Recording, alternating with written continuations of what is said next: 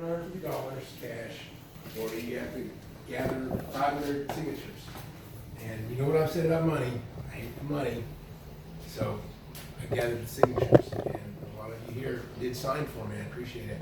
And I was able to save $750. That's money I didn't have to raise. I didn't have to ask for. And that contributes to the problem.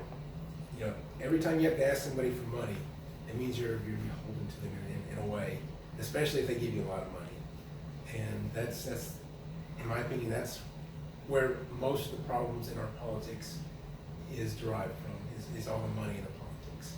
So what I'm trying to do is keep that as low as possible. I've raised maybe $4,000 or $5,000. My opponent has, last time I checked, over $250,000. And I can't compete with that. I'm not going to try to compete with that. What I'm going to try to do is talk to people just like this, go door to door, call them on the phone, send text, whatever. Anything that's low budget. In fact, that's why I have all my social media stuff out there. I'm trying to hit that really hard because it's real cost effective. Let me start with what I plan to do as a legislature. Well, let me tell you about the legislature.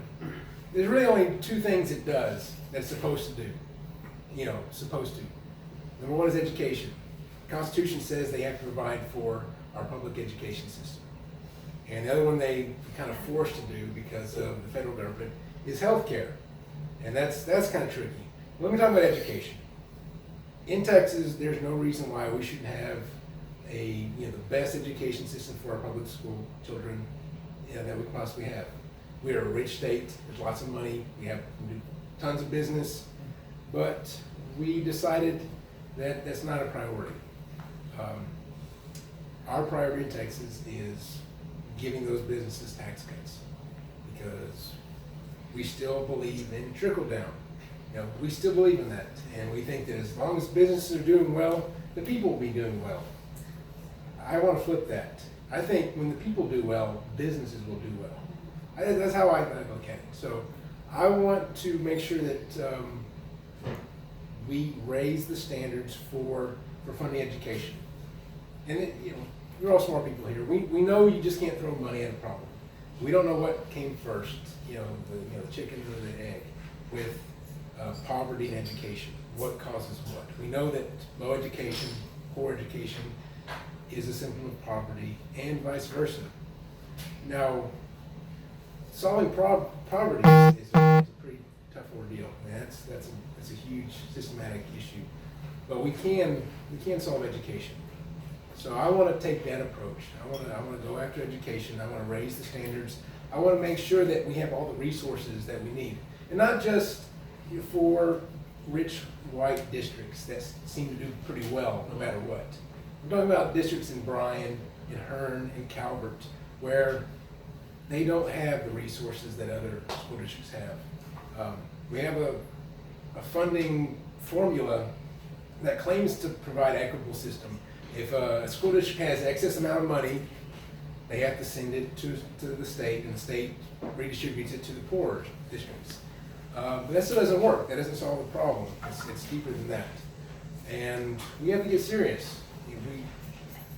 The problem is systematic, and in order to solve it, you have to approach it from a systematic point of view. And right now, I don't think they're doing that. They don't have the courage to do that. They just think, they just throw their hands up. They don't know what to do. So the great thing about being a state legislator and living in this area is there are a ton of experts just all around this university. I don't have to know anything. I just have to ask the right questions to the right people. And that's something that I think a lot of politicians don't do. They think they're the smartest one in the group. In this group, I know I'm not. I bet you we could solve the problem right now if we wanted to with this collection of minds in here. But they don't do that. They talk down to the experts. They don't call the experts. That's what I would plan to do. Bring in the best and brightest to help figure this out. They're all right here. Next, healthcare. Texas refused Obamacare, and that was free money that we could use to cover the gap of healthcare expenses. there are a lot of people that work 40, 50, 60 hours a week, and they're not eligible for Medicaid, and they don't make enough money for health insurance. And they fall between the cracks. And those who can't afford health insurance, really, it's too expensive for them as well. And then it's not a simple problem either. It is another systematic, but to bring in the experts, to listen to all the opinions, is something that they're not doing. They still don't do that. And they don't have the incentive or the drive or the courage to do that. And like I said, I'm not planning on making this a career. I want to fix problems and I want to get out. And I know that's on tape, but it's true. We're live streaming right now. So yeah, first thing I would do is to accept the Obamacare money and see where that takes us, and then figure out other ways of cutting costs and spending more efficiently.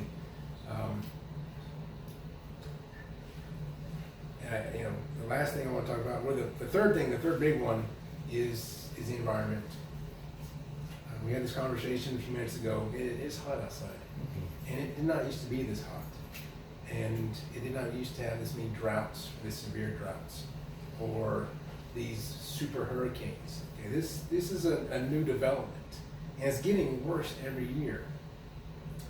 Everybody on this planet has to do their part to tackle global warming. And as a state legislature, I want to make sure that the state of Texas does its part. Because right now it's not.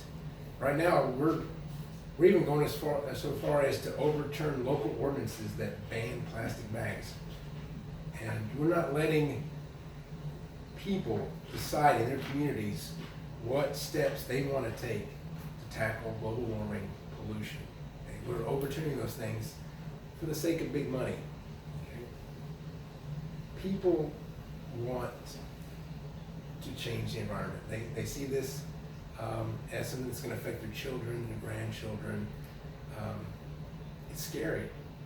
And the easy thing to do is just to kind of bury your head in the sand and pretend it's not happening, or it'll go away, or it's not going to be your problem. That's irresponsible. And I said, I have 2 kids, and if I ever have grandkids, I want them to have at least the same thing that I got. Right now, it's not looking that way. It's looking pretty bad. I'm not even talking about sea level rise. I'm just talking about droughts and storms and heat. But it's so much bigger than that, and we're not doing a whole bunch at the state level to address it. And there are things we can do. Fossil fuels are a big part of what goes on in Texas. It's a big part of our economy, but so are alternative energy sources, wind and solar. We need to start making that transition. We need to start helping the people in the fossil fuel industries make that transition to alternative energy. And we need to stop burning fossil fuels and emitting carbon into our atmosphere. That's the least we can do. And I'm sure there's a lot of other things that we can do, but this is something that we can do in Texas. We can stop, pulling out these fossil fuels and burning them, and build up alternative for our children, for our grandchildren, just for humanity. It's not fair to them for them to inherit this planet that was pretty good for us, but it's turning into a shithole for them. And I don't know any other way to say it. I mean, it's a responsibility that we have to take on. It might be the most important thing that we would do as a generation.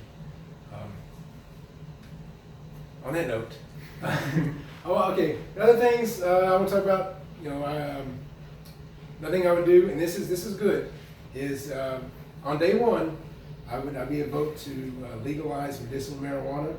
Well, legalize all marijuana, but medicinal would come first because there is actual support on the other side for that. So that would happen. Medicinal marijuana would be legalized on day one, and then I would fight to legalize recreational marijuana after that. I'm not about decriminalize, legalize. Pharmaceutical companies are making a ton of money keeping it illegal. Private prison corporations are making a ton of money keeping it illegal. We're locking up nonviolent criminals, nonviolent offenders for no reason. They're not hurting anyone. And it's a crime to put them away. You know, we should only put people in prison that we're afraid of. That's my personal opinion. You know, it should not be a punishment for ingesting anything. If we think that's a problem, we should treat the problem, not lock them away. So, and in addition, there's lots of reasons. There's great research that shows that marijuana is therapeutic and that it would have an effect on the opioid crisis. It would actually decrease opioid overdoses. And that's another reason. Let's see. Gerrymandered districts. We're having a census in 2 years. Texas has grown. We're going to have to redistrict, and democracy is important to me. I think our district should be drawn fair, so that everybody's vote counts equally. And in addition to that, I think we should get rid of those overburdensome voter ID laws that target minority voters for the same reason. Everybody's vote should count equally. Everybody should have the same opportunity to vote. And we should make participating in our democracy as easy as possible. Is there anything else? Here's my cards, or let's see. Forgetting anything.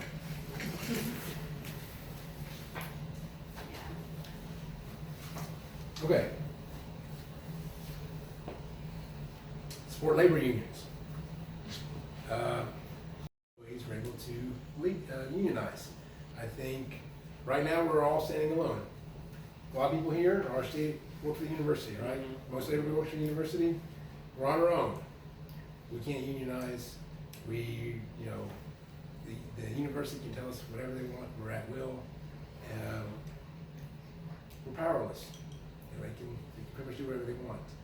At the state, if we were able to unionize at the state level, you know, we can make sure we get better pay, better benefits, better working conditions, not just for us, but for the people that are pulling weeds and the physical plant guys. You know, everybody that's worked at the university deserves to have those protections that a union can provide. And not just that, they need to be able to make a living wage. It's a shame that in College Station in Bryan, you can work for the university making $9 an hour. You can't afford to live here. Okay? There's literally no place in this community where $9 an hour will get you an apartment for rent. That's why we have these Aggie Shacks. That's the solution right there. Aggie Shacks. You can rent a room in a house or an apartment, and that's, you know, that's wrong to me. I think if you work 40 hours a week, you should be able to have a place to live at, where you're not forced to live in this situation. Finally, I'll get to the most current event, and that's going down the border, the separation of families, children from their parents. I don't know what can be done at the state level. I don't, you know, I'm sure we can do something about it, and we're not powerless as a state. We can change things up. This is our state. This is Texas. We have a say. We're all horrified at what our country's done in our name, and we can work to reunify those families. And so that's going to be a priority for me as legislators, to work on that. Whatever can be done, I will work to get done. I support sanctuary cities. I'll explain why. Right-wingers and conservatives have painted the sanctuary cities as just places where criminals are protected. That's not what they are. Sanctuary cities are places where immigrants can go to law enforcement without fear. Because otherwise, they won't go to law enforcement if their rights have been violated, and they'll continue to be abused with no recourse. Either continue the abuse or you're deported. That's wrong. Okay? Immigrants, provide necessary part of our economy. They're part of our communities. They're working very hard. They're working a lot harder than a lot of us are working just to be Americans. And we should be rewarded. I believe that. We should reward them for their hard work that they're providing to the community, and not punish them, not threaten them. So that's why I support sanctuary cities. I think Texas should be a sanctuary state. And the last thing is supporting the Dreamers. Same thing with them. They came here, no faults of their own. They were brought here as children.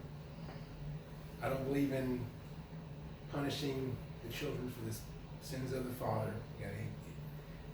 Or sending them back to a country that they have no idea what it's like. They don't speak the language. It's immoral, it's inhumane, and I won't stand for it. So hopefully by now you can have an idea of where I stand on the issues. Any questions?